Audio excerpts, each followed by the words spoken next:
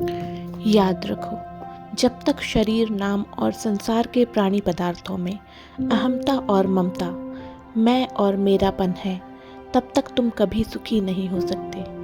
क्योंकि शरीर, नाम तथा संसार के प्राणी पदार्थ सभी अपूर्ण हैं और क्षण भंगुर हैं, एवं अपूर्ण तथा क्षण भंगुर वस्तु से कभी सुख की प्राप्ति नहीं हो सकती। उसमें अपूर्णता को पूर्ण करने की वासना तथा प्राप्त वस्तु के विनाश की आशंका का दुख नित्य बना रहता है। याद रखो, जब तक शरीर में मैंपन तथा संसार के प्राणी पदार्थों में मेरापन है, तब तक तुम्हारी मलिन दीनता और तुम्हारी मलिन अभिमान दोनों ही सदा तुम्हारे अंदर रहेंगे और तुम्हें अशांत तथा दुखी बनाते रहेंगे। जैसे महान आकाश में दीवाल तथा छत बन जाने से आकाश का वह घिरा हुआ अंश कोई कमरा बन जाता है और वह किसी छोटा सा तथा किसी से बड़ा होता है। जहाँ छोटा है वहाँ उसमें अपने को छोटा मानकर दूसरों को बड़ों के समान दीन होना पड़ता है। जहाँ बड़ा है वहाँ उसमें अपने को दूसरों को बड़ा मानकर अभिमान आ जाता है। संसार में प्राणी पदार्थ भी चाहे कितने भी किसी की ममता की वस्तु बने हुए हैं, वे दूसरों से किसी से कम और किसी से अधिक होंगे ही, इसलिए उनको लेकर भी दीनता और अभिमान बने रहेंगे। जो हीनता, ईर्ष्या, द्वेष, मद, गर्व, परापमान, पर निंदा के रूप में परिणित होते हैं और नए नए दुखों को उत्पन्न करते रहेंगे।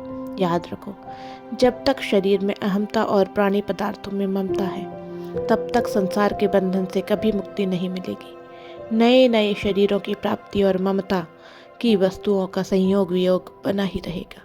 इसलिए तुम आत्यांतिक सुख से सदा वंचित ही रहोगे। याद रखो, दुखों के आत्यांतिक नाश तथा नित्य और आत्यांतिक अभिन्न ब्रह्म सुख का साक्षात करने के लिए तुमको मानव शरीर मिलता है। इससे अवसर रहते ही लाभ उठाना चाहिए। इसलिए तुम या तो शरीर को जड़, उपाधि रूप, अनित्य, अविनाशी और अशत मानकर उसमें मैंपन हटा लो और प्राणी पदार्थों को माया कल्पित स्वप्न दृश्य के सदृश मानकर ममता का आधार ही नष्ट कर दो।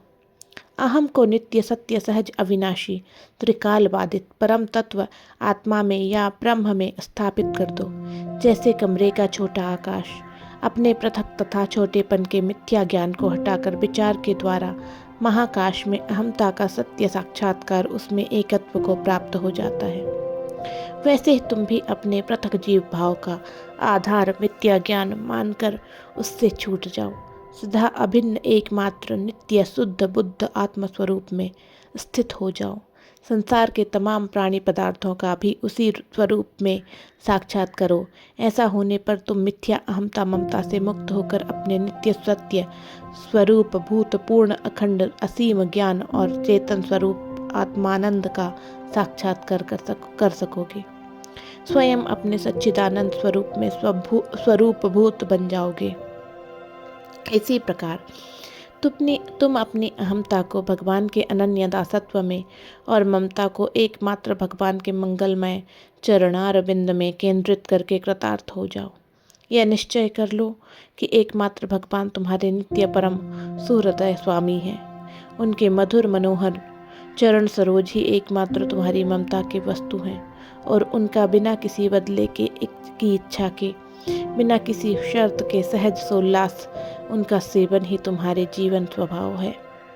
ऐसा कर सकोगे तो अपूर्ण तथा अविनाशी शरीर, नाम एवं प्राणी पदार्थों से परे नित्य सत्य पूर्ण अनंत सुखमय भगवान का सेवन करने से तुम आत्यांतिक सुख को प्राप्त कर सकोगे। याद रखो, फिर तुम्हारी सांसारिक वस्तुओं के अभाव से उत्पन्न मलिन दीनता नष्ट हो जाएगी और क्षण भंगुर पदार्थों की प्राप्ति से उत्पन्न मलिन अभिमान मिट जाएगा।